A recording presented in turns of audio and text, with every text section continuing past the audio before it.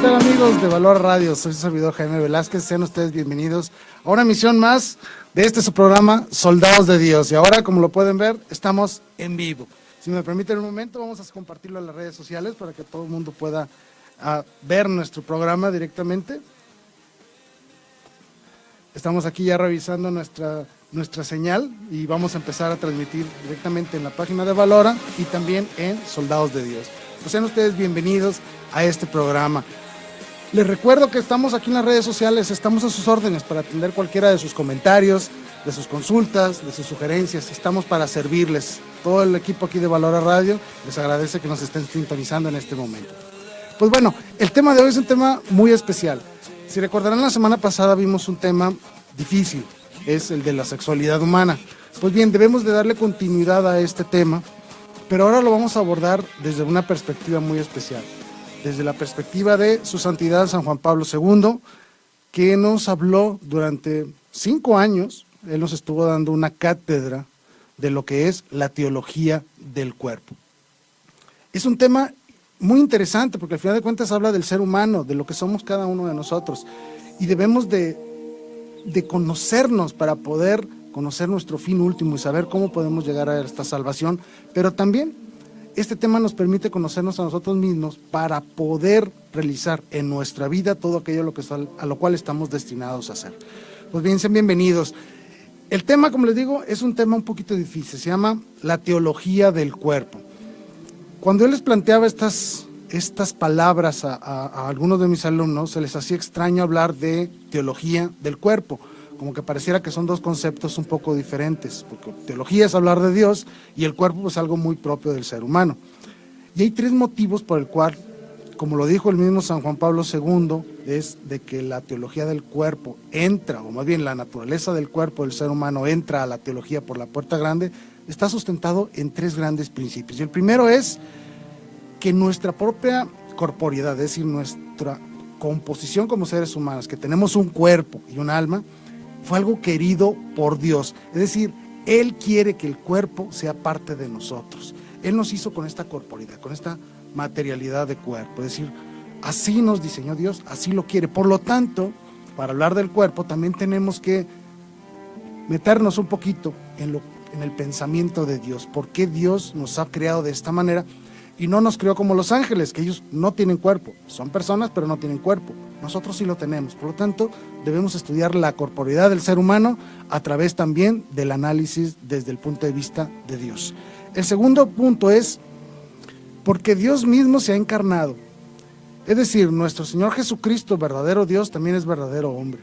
Por lo tanto, si queremos conocer el cuerpo, tenemos que conocerlo a través de nuestro Señor Jesucristo.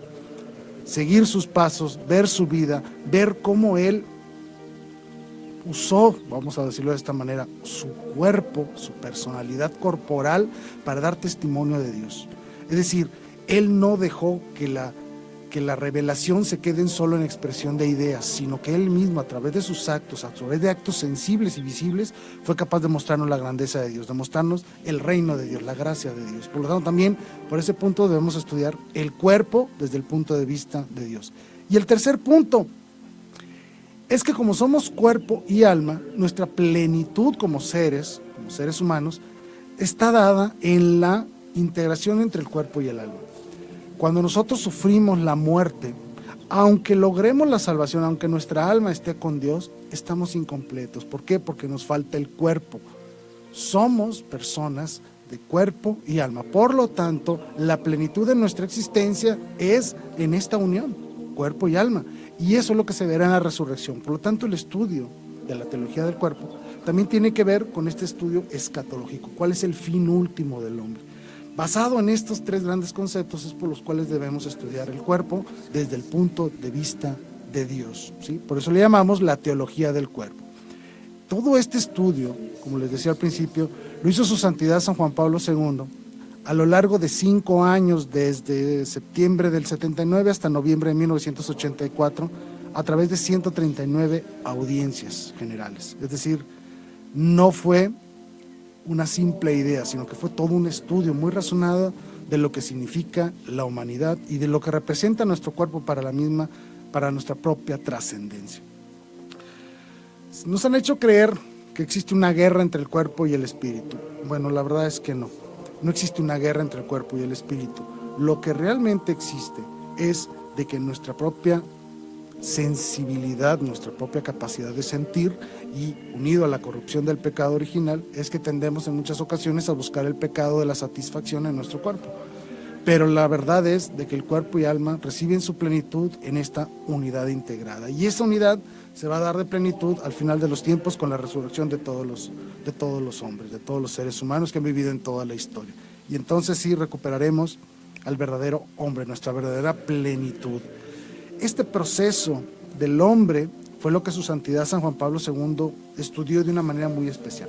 Realizó una gran cantidad de reflexiones, sobre todo pensado en el matrimonio y en la sexualidad. Debemos de decir que su santidad conocía muy bien al hombre, lo había estudiado. Él tenía una visión muy integral del hombre. Él sabía que siendo cuerpo y alma debíamos de cumplir una finalidad especial a través de esta doble dimensión del ser humano, la corporeidad y la espiritualidad. Y que solo en esa unidad es cuando nosotros logramos la plenitud de nuestros objetivos y donde lograremos la plenitud de la felicidad unidos a Dios. Muy bien, debemos de partir de ideas fundamentales, que ya las dije, pero hay que reafirmarlas muy bien para poder iniciar y abordar el tema poco a poco. La primera es que somos cuerpo y alma. No existe un antagonismo entre el cuerpo y el espíritu, no, al contrario. Existe una necesidad de una de la otra de hacerse visible, de hacerse una sola unidad, y esa es nuestra corporeidad, nuestra propia integridad como seres humanos. Somos cuerpo y alma. Somos también, como segundo punto, un ser en relación, es decir, necesitamos de las relaciones, no podemos vivir en soledad. Todos y cada uno de nosotros necesitamos de la relación con otras personas, de nuestra relación con Dios y de nuestra relación con las cosas y las criaturas para poder subsistir y poder desarrollar toda nuestra potencialidad. Es decir, necesitamos de las relaciones para poder subsistir de una manera adecuada. Y tercero, es que el cuerpo expresa de manera sensible lo que se tiene en el espíritu, es decir, lo que se tiene en el alma. Nuestra personalidad es expresada a través del cuerpo. Por lo tanto, es a través del cuerpo, a través de estas acciones sensibles a los demás, en la forma en que nosotros podemos comunicarnos a las demás personas. Yo no puedo comunicarme con nadie hablándole de alma a alma, no. Tengo que utilizar medios sensibles para hacerlo, como este que estamos utilizando actualmente. Es decir, ustedes pueden verme, pueden escucharme, ¿de acuerdo? Necesitamos del cuerpo para poder transmitir y comunicar nuestras ideas, nuestros pensamientos, nuestras sensaciones, nuestros proyectos, nuestros sueños, nuestros temores. Es muy fácil para cualquiera de nosotros saber si una persona está triste o está alegre, simplemente falta verle la cara para saber qué es lo que está sintiendo esa persona. Pues bien, el cuerpo y el alma se comunican de una manera especial que le permite al ser humano comunicarse a los demás, ¿de acuerdo? Estos son tres grandes principios. Por lo tanto, nuestro cuerpo, nuestra corporeidad, abraza todos los aspectos de nuestra vida humana. Es decir, nosotros no podemos concebir ninguna acción como seres humanos si no tenemos considerado al cuerpo. Ya sea rezar, ya sea gritar, comer, brincar, jugar, lo que sea. No importa lo que hagamos, necesitamos de nuestro cuerpo para hacerlo. ¿De acuerdo? Bien. Y es a través del cuerpo, en la forma en que nosotros expresamos nuestra forma de ser. Yo de manera muy interna puedo decidir cómo quiero ser, cómo quiero actuar, cómo quiero que las demás personas me conozcan. Pero eso solo lo podrán conocer los demás a través de mis expresiones sensibles. Por lo tanto, el cuerpo es necesario para comunicarnos y hacernos trascendentes hacia los demás. ¿De acuerdo? Ante esta situación, tenemos un gran enemigo, que es la llamada mentalidad moderna, y de la cual todos estamos de alguna manera influenciados, y que debemos de ser muy inteligentes a la hora de confrontarnos con nuestras ideas modernas. Y la voy a describir de dos maneras muy sencillas, ¿sí? Existen dos grandes bloques. El primero es de que dicen que solo lo sensible, solo lo que puedo tocar, ver, escuchar, probar, etcétera, es real, y todo lo demás no. Es una negación directa al aspecto espiritual de todos y cada uno de nosotros. Es una negación a nuestra alma y es una negación a nuestro fin último trascendente, que es la salvación. Es decir, niega lo espiritual. Por el otro lado, que pareciera que está lleno de espiritualidad, pero no lo es está el relativismo moral, donde no importa nada más que mis propios sentimientos. Y eso es lo que se va a convertir en una realidad. Eso también es erróneo completamente. No solo lo espiritual o lo sentimental, o tampoco por el otro lado, solo lo positivo, solo lo que podemos tocar o ver es real. Es un conjunto de ambos, ¿sí? Por lo tanto, la modernidad nos muestra estas dos grandes cosas. Uno, reduciendo por completo nuestra existencia a la corporeidad, y por el otro lado, minimizando nuestra corporeidad y exaltando las cuestiones sentimentales. Debemos de cuidar de no caer en ninguno de esos, porque entonces caeremos en un relativismo moral que nos lleva de manera directa al pecado, ¿de acuerdo? Entonces debemos entenderlo. Por otro lado, ya habíamos dicho que somos cuerpo y alma, pero este cuerpo no es igual para todos. Somos seres sexuados, y voy a repetirlo esto, lo dijimos el programa anterior, pero lo voy a repetir nuevamente. Somos seres sexuados. Esto significa que somos hombre y mujer.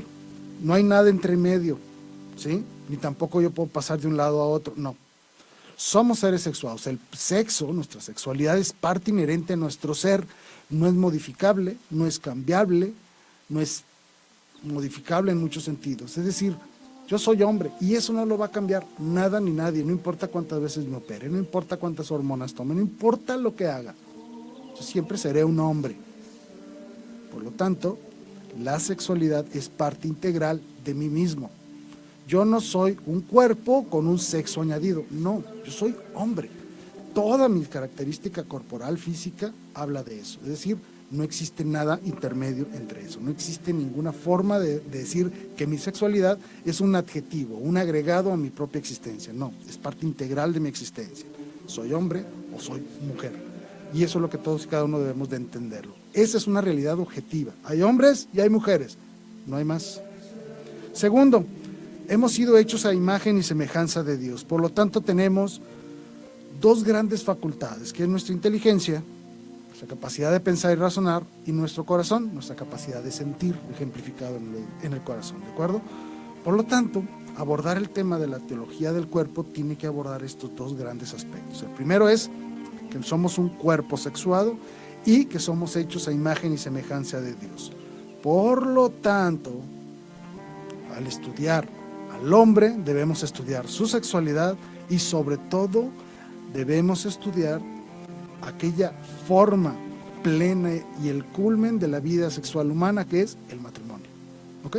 Esto es la reflexión que realizó su santidad San Juan Pablo II al estudiar al hombre, al hacer una reflexión del hombre, porque él evitaba a lo máximo evitar que caigamos en convertir al cuerpo en un simple organismo sensible, o otros engrandecerlo a un totalitarismo materialista. El cuerpo tenemos que darle su justo lugar para que éste nos pueda ayudar a llevar a la perfección de la vida cristiana. Es decir, siendo seres sexuados con cuerpo y alma, esta sexualidad tiene un fin. No fuimos constituidos hombres y mujeres por aspectos de la casualidad, no. Fuimos creados así por Dios. Por lo tanto, el que yo sea hombre o que tú seas mujer tiene una finalidad. No fue hecho nada más porque sí, ni corresponde a un aspecto del azar o de la casualidad. No, nuestro Señor Jesucristo nos tiene claramente definido cuál es nuestro objetivo. Mi objetivo es llegar a Dios siendo un verdadero hombre. El tuyo, mujer, es llegar a Dios siendo una verdadera mujer y cumpliendo con todos tus sueños, con todos tus anhelos, viviendo de una manera cristiana, viviendo tu sexualidad de una manera responsable y sobre todo de una manera casta, pura, que nos lleve a vivir la sexualidad en plenitud. ¿De acuerdo? Muy bien. Su santidad toma este tema y lo divide en tres grandes bloques. Les recuerdo, eran 169 audiencias. Es muy difícil reducir toda su enseñanza a un momento aquí de transmisión de radio, pero vamos a tratar de explicarlo de una manera muy general para que todo el mundo pueda comprenderlo, y cuando les hablen de la teología del cuerpo puedan identificarla, puedan conocerla y sobre todo puedan vivirlo, porque esa es la intención de su santidad, mostrarnos cómo podemos vivir nuestra sexualidad, nuestra corporeidad dentro del plan divino de Dios. ¿Ok? Bien. Su santidad dividió el hombre, vamos a ponerlo así, en 3 grandes etapas. La primera es el hombre antes del pecado, es decir, el hombre cuando fue formado por Dios. Después vamos a ver al hombre después del pecado original, pero redimidos por Cristo, es decir, el hombre actual. Y tercero vamos a ver el hombre resucitado, es decir, el ser humano, una vez que ha alcanzado la perfección cristiana, ha resucitado y ha resucitado para la gloria de Dios. ¿De acuerdo? Son los 3 grandes bloques. Y le llamamos el hombre original, el hombre histórico y el hombre escatológico. Bien. Debemos entender entonces, vamos a hablar primero del hombre original, el hombre antes del pecado original. Y lo primero que debemos de ver es que el hombre fue formado por Dios para que sea un reflejo de la Santísima Trinidad. ¿Cómo es que el hombre es un reflejo de la Santísima Trinidad? Se lo voy a explicar de una manera muy sencilla, muy general. El ser humano por sí mismo tiene una personalidad, tiene una dignidad. Eso es reflejo del Padre, aquel que existe por sí mismo y que es toda la dignidad de Dios, el Padre. Pero el Padre tiene 2 facultades, su inteligencia y su voluntad, que son perfectas. Por lo tanto, como son perfectas, su inteligencia, su voluntad, estas perfecciones subsisten también por sí mismas, y le llamamos el Hijo y el Espíritu Santo. Pues bien, el ser humano es igual en ese sentido, somos un reflejo de Dios, porque tenemos existencia, tenemos dignidad como ser, y tenemos inteligencia, capacidad de pensar y de decidir, y tenemos la voluntad, la capacidad de tomar decisiones y emprenderlas. Por eso es que somos un reflejo de la Trinidad, porque somos personas con dignidad, con la capacidad de inteligencia y de voluntad. Entonces, así es como debemos analizarnos y afrontar desde esta perspectiva todo lo que significa la vida sexual del hombre. Punto, voy a hacer un pequeño paréntesis. Cuando hablo de la vida sexual del hombre, no se refiere solo al acto conyugal íntimo, no, se refiere a todas las expresiones de mi existencia, desde cómo me visto, cómo me comporto, cómo hablo, cómo interactúo con los demás. Todos esos aspectos de mi vida diaria poseen una alta carga sexual. ¿Por qué? Porque soy un sexo, soy un hombre. Es decir, soy un cuerpo sexuado, por lo tanto todas mis actividades vienen influenciadas por mi propia integridad corporal. A eso se refiere cuando hablamos de sexualidad, no solo al acto íntimo conyugal, que es importantísimo para la teología del cuerpo, por supuesto, pero también no debemos de reducirlo solo a eso, no, sino a todos los aspectos que engloban nuestra vida y nuestro accionar, la forma en la que somos y la forma en la que interactuamos con los demás, ¿de acuerdo? Muy bien. Cuando nuestro Señor Dios forma a este hombre original, deja ver de una manera muy clara y muy sencilla que este amor nupcial entre el hombre y la mujer estaba inscrito en nuestros cuerpos y es un aspecto fundamental de la existencia humana.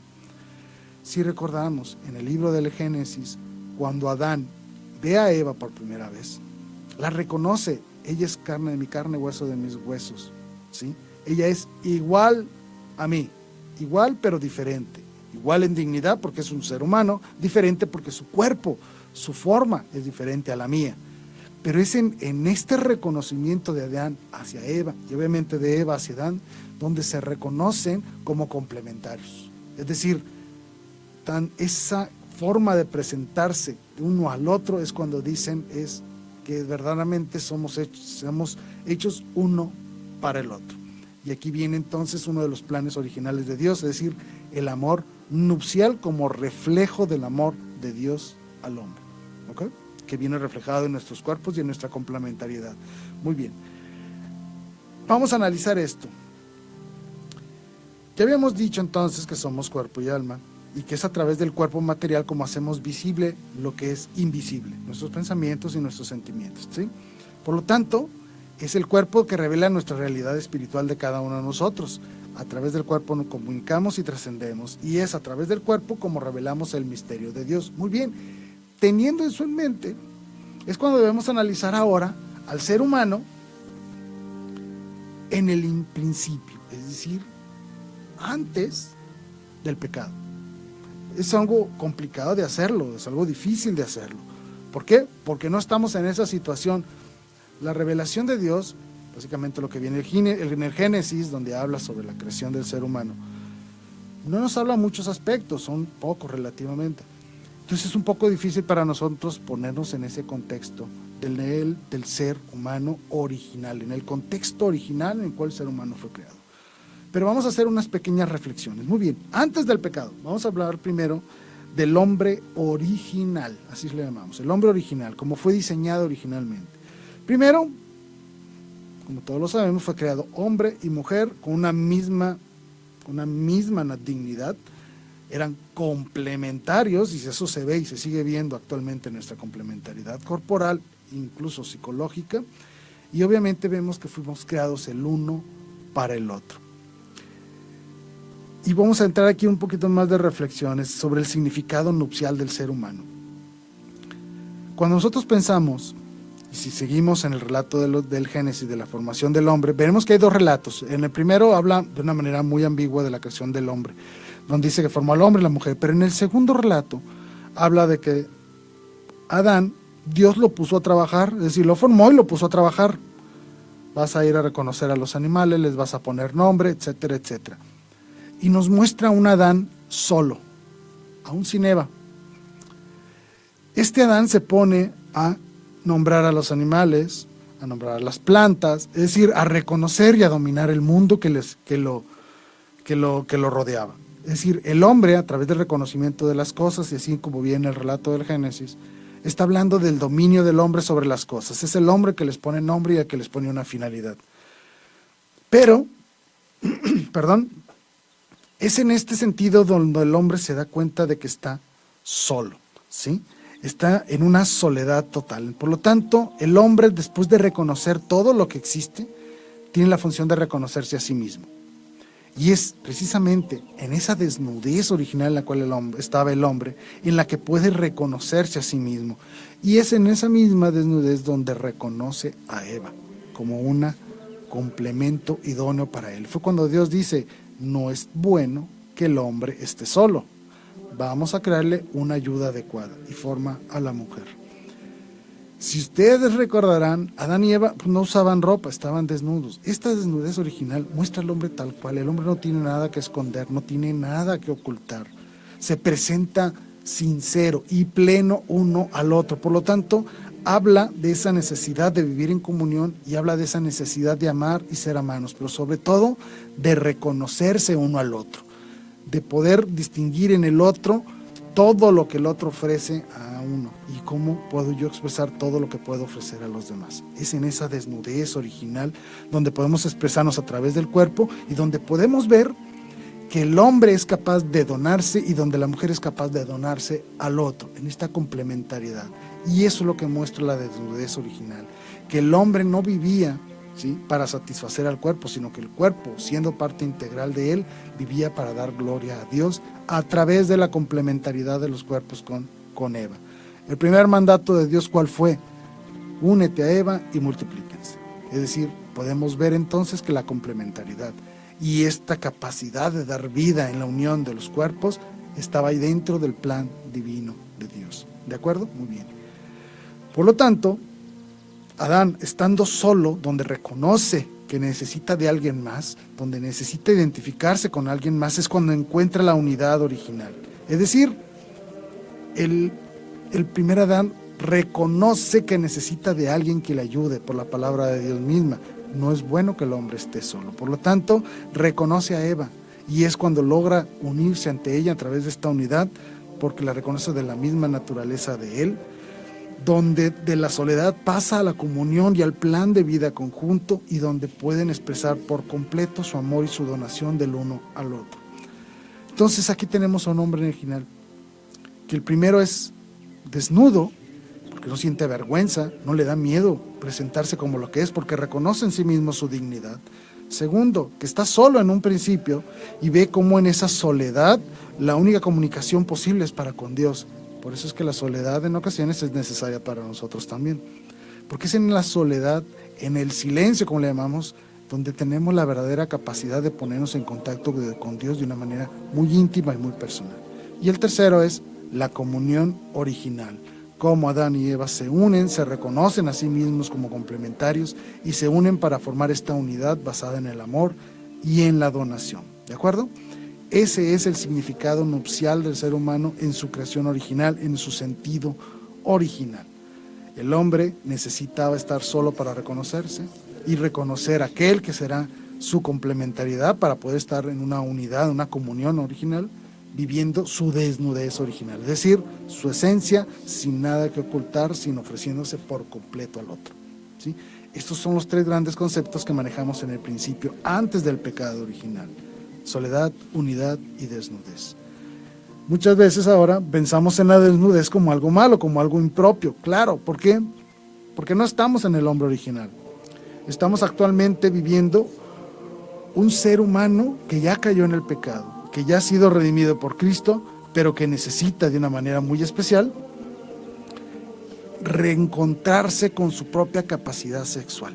Es decir, reconocerse nuevamente como lo que es y comprender que nuestro cuerpo, nuestra alma, tienen una finalidad, y esa finalidad siempre será la trascendencia, la santidad, Dios. Por eso es de que hoy se ha pervertido por completo el sentido del cuerpo humano, porque es uno de los ataques frontales. Si quieres destruir al hombre, destruye su cuerpo, pero no lo matan al hombre, matan su forma, la forma en la cual él es capaz de reconocerse y de trascender ante los demás, es decir, le destruyen su identidad corporal. Por eso es que ha tenido tanto auge todo esto de la ideología de género, que no es más que una vil tontería, queriendo hacernos creer que yo puedo ser algo que no soy. Pues no, yo soy hombre y punto. Lo único que tengo que hacer es reconocerme como tal, vivir como tal y trascender como tal. ¿Por qué? Porque eso soy, ¿sí? Mi masculinidad no es un accesorio a mí mismo, no. Soy hombre, es parte inherente a mi propia naturaleza, por lo tanto tengo que vivirla de esa manera. No es intercambiable, no es negociable. Soy hombre, punto. Ahora lo que tengo que hacer es afrontar mi realidad desde mi propia realidad, que soy hombre. Tú lo afrontarás desde tu propia realidad, siendo mujer, siendo hombre, pero no puedes afrontarla desde un plano que no eres. Yo no puedo afrontar mi realidad creyéndome mujer, no puedo, es imposible. No puedo lograr la trascendencia si primero no me reconozco a mí mismo. Si no sé dónde estoy, mucho menos voy a saber para dónde ir. ¿De acuerdo? Bien. Entonces, para recapitular sobre la composición original del ser humano, hablábamos de una soledad original, es decir, donde el hombre se reconoce que necesita del amor de Dios y necesita del amor de otras personas, necesita relacionarse. Por lo tanto, busca la unión original, que es un reconocimiento de la dignidad del otro y es una donación total basada en el amor. Y como están desnudos, no hay nada que ocultar, no hay engaños, no hay egoísmo, no hay hipocresía. Es una donación libre, plena, limpia, de uno al otro. Por eso la desnudez lo que muestra es al hombre tal cual es, con un amor, con una capacidad de amar y de donarse a los demás. Pero viene el problema del pecado original. Muy bien, aquí tenemos un problema. El hombre se enfrenta a la serpiente, come del fruto prohibido, es expulsado del paraíso. Por lo tanto, el hombre automáticamente después de pecar, siente algo que viene en la Sagrada Escritura. Lo primero que siente es vergüenza. Tanto Adán y Eva se ven que están desnudos, obviamente ya se habían visto desnudos, pues así estaban, pero después de comer el fruto se dan cuenta que están desnudos. Y cada uno corre a esconderse y a cambiarse, a cubrirse. Y aquí es donde tenemos que hacer una reflexión muy importante sobre qué es la vergüenza. Cuando los seres humanos antes del pecado, Adán y Eva, se vieron mutuamente, se reconocieron como un regalo de Dios del uno al otro. ¿Por qué? Porque al admirarse en esa desnudez, pudieron comprender su complementariedad, que uno estaba hecho para el otro, por lo tanto me doy al otro, para que el otro pueda darse también a mí. Con el pecado se cae en vergüenza y lo primero que hicieron fue ocultar esa desnudez. ¿Por qué? Porque lo que querían era decir entonces, estoy renegando del hecho de que yo soy un regalo para el otro. No tengo por qué mostrarme como soy al otro. Es lo que le llamamos vergüenza, ¿sí? Por lo tanto se corrompe la capacidad del amor. Se corrompe por completo. Se pierde la confianza entre uno y el otro y sobre todo se pierde la confianza en uno mismo. Yo necesito ya ocultarme, esconderme para que no me reconozcan como lo que verdaderamente soy. Tercero, ya no soy capaz de donarme. ¿Por qué? Porque me tapo, me cubro, ya no soy capaz de donarme, solo soy capaz de poseer. Luego, como ya no puedo reconocer en la mujer mi complementariedad, y las mujeres ya no pueden ver y comprender en el hombre su complementariedad, ya no existe eso, se pierde el sentido de complemento de uno al otro y se convierte entonces en una confrontación. Es decir, voy a ver quién domina al otro, ¿sí? Se pierde entonces el respeto a esta realidad nupcial, a esta identidad nupcial del ser humano, porque ya no quiero mostrarme como lo que soy. Voy y me escondo a causa de esta vergüenza, a causa de este pecado. Lo primero que hace el pecado es destruir la pureza del ser humano, por lo tanto se siente impuro, se siente incapaz de amar y de donarse, por lo tanto se cubre. ¿De acuerdo? Muy bien. Ante esto, y la consecuencia más grave es, obviamente, que se pierde la capacidad de contemplarse mutuamente. Y hasta ahora, bueno, con sus asegúnes, todos y cada uno de nosotros ahora que salimos a la calle, pues no salimos desnudos, no salimos cubiertos, tal cual Adán y Eva lo hicieron en su momento. ¿Por qué? Porque hemos sido incapaces de contemplarnos mutuamente sin caer en los deseos de concupiscencia o de lujuria. Fíjense lo que estoy diciendo algo muy fuerte. El hombre perdió la capacidad de ver al otro con pureza, con amor, con respeto, con dignidad. ¿Por qué? Porque eso venía dado por la pureza y la desnudez original. Ahora ya no existe eso. Ya tenemos que vivir una cosa llamada pudor. ¿Por qué? Porque hay una cosa llamada lujuria que está atacando al hombre. La capacidad de amar se ha corrompido, se ha destrozado. ¿Por qué? Porque el hombre ya no es capaz de reconocer en otro la complementariedad y no es capaz de donarse a sí mismo de una manera plena. Por lo tanto, perdemos la capacidad de contemplarnos uno al otro. ¿De acuerdo? Muy bien. Pero tenemos la fortuna de la redención. Es decir, ya somos capaces de vivir el amor de una manera especial porque nuestro Señor Jesucristo se hizo hombre, vino, nos ha redimido y nos ha mostrado la forma en la cual debemos de vivir para poder regresar a nuestra identidad original. No lo podemos lograr ahorita, que quede muy claro. Yo no puedo ser como Adán y Eva y no puedo decir al mundo, estoy en gracia de Dios, yo soy muy buen cristiano y ya puedo andar desnudo por la calle. No, no se trata de eso. Se trata de que el hombre ha comprendido a través del sufrimiento de la cruz en Cristo, como él reconoce en nuestro Señor Jesucristo la plenitud de la acción del amor de Dios y cómo él corporalmente se entrega al hombre para redimir al hombre. ¿Sí? Eso es importante. Para nosotros es muy importante, porque nuestro Señor Jesucristo toma la identidad humana, toma la corporeidad humana para dignificarla y mostrarnos que el cuerpo humano es digno. Por lo tanto, debemos de recuperar ese estado original que teníamos, que no lo vamos a poder lograr de inicio. ¿Por qué? Porque necesitamos de la gracia de Dios para poderlo lograr y debemos de realizar un ejercicio muy fuerte para poder contemplarnos nuevamente de una manera perfecta y poder ver uno al otro basados en el amor. ¿De acuerdo? Bien. Esa es la causa del pecado original, pero viene nuestro Señor Jesucristo a redimirnos y a darnos esa capacidad de amar, porque Él nos lo muestra con su propio testimonio y sus propias acciones. Muy bien. Aprovechando, ya se están escribiendo aquí en la página de Valora Radio, les agradezco muchísimamente a Miguel Ángel. Hola a Miguel Ángel, Lupita y a Joel, grandes amigos que los conozco desde hace tiempo a través de las redes sociales. Gracias por estar en contacto con nosotros. También un saludo a Marisol. Marisol, te mando un saludo por tus comentarios y por estarnos siguiendo en este programa. Recuerden, están las redes sociales para sus preguntas, aunque no pueda responderlas en este momento, posteriormente prometo responderlas una a una, cada una de ellas. ¿De acuerdo? Bien, sigamos. Entonces, hablando de la teología, hablamos de la teología del cuerpo, vemos en un hombre original, posteriormente vimos a un hombre que ha caído en pecado, que ha perdido la capacidad de contemplarse, por lo tanto tiene que cubrirse, pierde la pureza de su visión, la pureza de sus sentidos y cae en concupiscencia y en lujuria, por lo tanto la sexualidad se corrompe, se destruye el sentido corporal del amor. Recordemos que el cuerpo es la transmisión de los sentimientos, transmitimos los sentimientos a través del cuerpo, pero a causa del pecado podemos también transmitir a través del cuerpo los malos deseos, los malos pensamientos, las malas intenciones. Por eso es que decimos que se corrompe el sentido nupcial del ser humano. porque lo que originalmente quería Dios, o lo que quiere Dios, es que el hombre reconozca a la mujer su complemento y se done a ella. Igual que la mujer reconozca al hombre como su complemento, como su perfecta ayuda, y se done al hombre.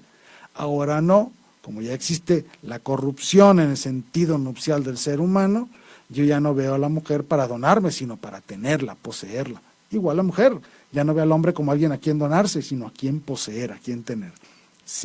Se ha creado este problema se ha creado una corrupción en nuestra naturaleza y en el sentido nupcial del ser humano, pero con la gracia de Dios podemos recuperarlo. Por lo tanto, es importante para el ser humano acercarse a la gracia de Dios, porque solo de esa manera el hombre estará en condiciones de poder vivir y experimentar el amor limpio, el amor santificante dentro del lazo nupcial que existe. Si tú como hombre eres capaz de vivir como nuestro Señor Jesucristo quiere que vivas, serás capaz de donarte en amor perfecto y pleno a tu esposa. Esposa, si tú vives el amor de Dios de una manera intensa, limpia y pura, vas a ser capaz entonces de donarte de manera total y plena a tu esposo. ¿Por qué? Porque es en el amor, en la única forma en la que podemos ser un verdadero reflejo del amor de Dios. Cumplimos ahí en el amor con nuestra obligación de ser una imagen y una semejanza de Dios, es decir, de ser el reflejo de Dios en nuestras relaciones diarias. Muy bien. Viene el tercer aspecto, que es el aspecto del hombre después de la resurrección. Obviamente que estamos hablando ya de estudios teológicos. ¿Por qué? Porque no hemos resucitado, todavía no ha sucedido. Nos estamos basando en la revelación, o más bien, su santidad San Juan Pablo II, basándose en la revelación, es como hace toda una reflexión de cómo será el hombre futuro.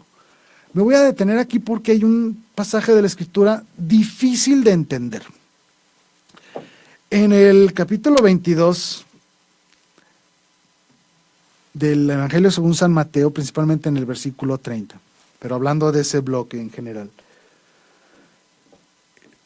Los saduceos le preguntaron a Jesucristo sobre quién sería el esposo legítimo de una mujer que se ha casado en diferentes ocasiones y sus esposos habían muerto. Y ellos le preguntaban que después de la resurrección, pues esa mujer, ¿de quién sería esposa? Jesucristo los regaña, le dice, ustedes no conocen la Escritura, no conocen a Dios, y no han comprendido que después de la resurrección ya no habrá matrimonio. El hombre ya no será dado a la mujer. Esto es difícil de entender. ¿Por qué? Porque somos cuerpo, y por lo tanto, después de la resurrección seguiremos teniendo cuerpo. Pero ¿cuál es el sentido entonces de que ya no podamos darnos el matrimonio?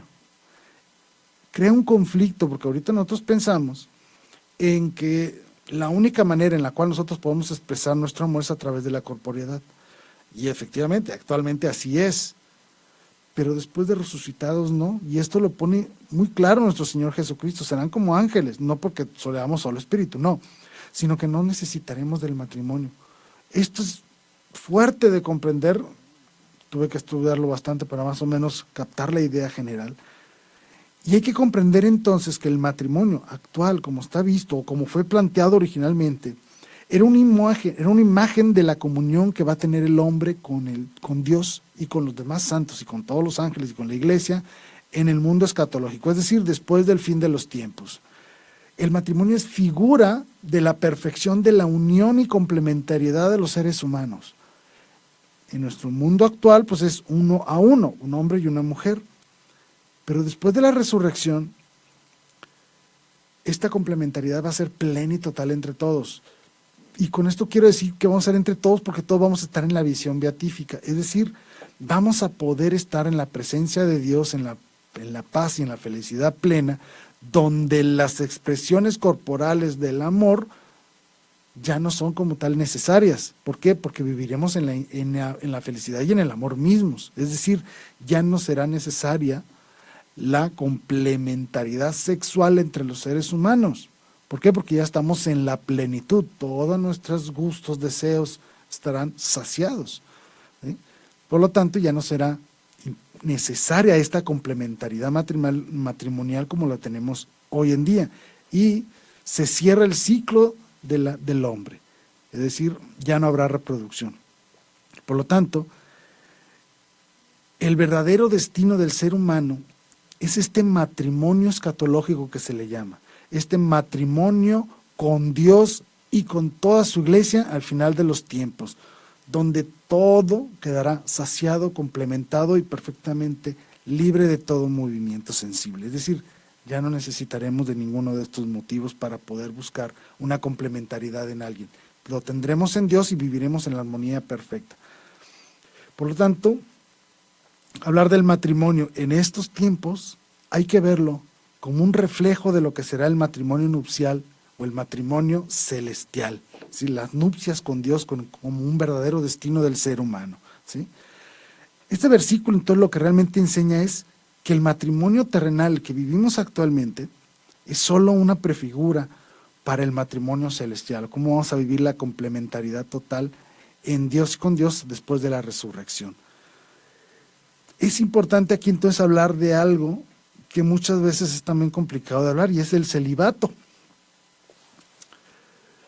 Si nosotros somos seres sexuados, hombre y mujer, por lo tanto estamos orientados a esta complementariedad sexual, es decir, buscar ese complemento sexual y con cual incluso buscar la intimidad conyugal y generar la reproducción. Pues bien, cuando una persona, sacerdotes y religiosos o algún virgen consagrado o virgen consagrada, como sea, deciden renunciar al matrimonio terrenal para vivir un celibato, es decir, apartarse del mundo para Dios y vivir su virginidad de una manera digna y ofrecida a Dios, se está adelantando a lo que será las nupcias celestiales, es decir, vive desde hoy lo que será su matrimonio con Dios, con la iglesia. Suena difícil de entender. ¿Por qué? Porque vivimos en una sociedad altamente sexuada, donde nos han invadido por completo con los aspectos sexuales. Pero es el celibato un aspecto de perfección, porque todos naceremos, resucitaremos, digámoslo así, gloriosos, purificados, plenos. Y es en esa plenitud en la cual viviremos nuestra unión con Dios. Por lo tanto, este carácter nupcial del ser humano actual es un reflejo del carácter nupcial del futuro. Y esos son los tres grandes aspectos de la reflexión que hizo su santidad San Juan Pablo II cuando habló de la teología del cuerpo. Del hombre original como un ser en soledad, posteriormente en unidad y en desnudez. Luego hablamos del hombre caído por el pecado, que se le ha destrozado su capacidad de amar por causa del pecado, pero que ha sido redimido. Por lo tanto, es capaz de buscar la perfección a través de la gracia de Dios. Y por último, el hombre después de la resurrección, pleno, completo y resucitado. Y aquí faltaría aclarar esto. Después de la resurrección, seguiremos siendo seres sexuados. Eso es importante, es parte de nuestra naturaleza intrínseca de cada uno. Es decir, yo cuando resucite, Dios quiera, seguiré siendo hombre. No voy a resucitar siendo mujer o siendo otra cosa. No, voy a resucitar yo mismo, como soy. Es decir, hombre. Y voy a ser reconocido en mi propia sexualidad como hombre. La mujer va a resucitar siendo mujer, porque eso es lo que es, y esa es su perfección y su plenitud en esa realidad intrínseca de que somos unos seres sexuados. Y aquí viene el gran reto de toda la reflexión con respecto al cuerpo. Y es el hecho de que su santidad San Juan Pablo II nos quiere mostrar entonces cuál era el sentido original del ser humano. Es decir, ¿qué pensó Dios cuando formó al ser humano? Cuando le dio la orden de que se complementen y se multipliquen y que hagan una unidad de amor. ¿Qué es lo que estaba pensando Dios? ¿Cuál es el fin del hombre por el cual Dios lo ha creado? Segundo, reflexionar cómo el pecado ha destruido esta capacidad del ser humano y cómo podemos desde hoy empezar a recuperar nuestra originalidad, que no la vamos a recuperar por completo. No, no podemos, ¿sí? Pero sí podemos intentarlo. Es decir, sí podemos dar pasos agigantados en nuestra relación, siguiendo el plano original, para poder llegar al hombre escatológico en la plenitud de la verdad. Es decir, dentro de este tiempo, el yo histórico, el yo de hoy, debe de ver al pasado y ver al hombre original para poder desarrollar su vida conforme a ese criterio, a ese plan divino, para poder lograr convertirse en ese ser escatológico que Dios quiere. Es decir, lo vuelvo a repetir, yo tengo que ver al hombre del pasado, al hombre original, aquel que diseñó Dios, para poder lograr ser en el día de mañana ese hombre que ha resucitado para la gloria de Dios. Esta es la gran reflexión que hace su santidad San Juan Pablo II. Hace todo un ciclo de todo el estudio de Dios, porque toma de una manera muy fácil la realidad del hombre y la contrasta con lo que era antes y con lo que va a ser en el futuro, y nos muestra el camino. Nos muestra con una naturaleza caída, pero a la vez nos muestra con un rayo de esperanza hacia lograr la perfección cristiana. Y sobre todo, que podemos vivir nuestra sexualidad plenamente con toda la gama de las formas y capacidades que tenemos de amar, si lo hacemos dentro del plan divino de Dios. Es decir, mi cuerpo puede expresar todo el amor de Dios de una manera limpia y santificante si lo hago dentro del plan divino de Dios. Mi cuerpo me va a ayudar a salvarme, no solo mi alma. Siempre pensamos en el alma. ¿Por qué? Porque sabemos que este cuerpo es temporal, porque va a morir, pero va a resucitar. Por lo tanto, nuestro cuerpo tiene también que ser un reflejo del amor de Dios y de la vida de Dios. Nuestra integridad como persona tiene que estar dada dentro de nuestra complementariedad cuerpo y alma, de nuestra capacidad de ser verdaderos y genuinos seres humanos. Si yo quiero lograr salvarme, tengo que vivir el plan original de Dios, así como pensó al hombre, así como fue formado al hombre, con ese soplo de vida aquí, en la intimidad de su ser. Por eso es tan digno el hombre, porque recibe de la intimidad de Dios, recibe la existencia, sus facultades y su plan de vida.